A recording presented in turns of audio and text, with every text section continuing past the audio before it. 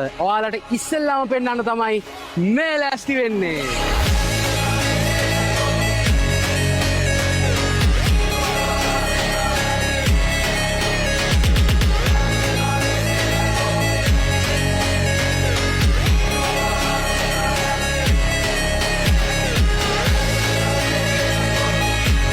අපි ඔක්කොටම ඉස්සෙල්ලා මේ බස් එකේ එළියට අපි කරලා තියෙන වෙනස්කම් ටික ගිහින් බලමු.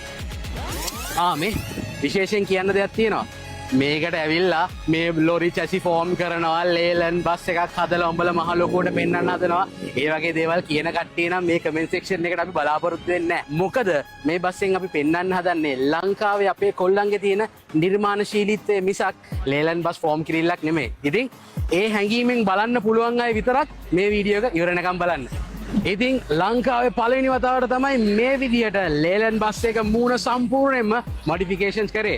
ඔව් ඉතින් කලින් බස් වලත් ලයිට්ස් එකක් දාලා පොඩි පොඩි වෙනස්කම් කරලා තියෙනවා. හැබැයි මේ බස් එකේ අපි ඔයා එන්න ළඟට King Long AC බස් එකට එන ලයිට්ස් දෙකක් සම්පූර්ණයෙන්ම අපි ලේලන් හෙඩ්ලයිට්ස් අයින් කරලා ෆික්ස් කරලා බෆර් එකත් සම්පූර්ණයෙන්ම ජපනීස් වෙහිකල් එකක වගේ ජපනීස් බස් එකක වගේ පෙනුමක් එන්න අලුතෙන්ම හදලා විශේෂම දේ එන්න ළඟට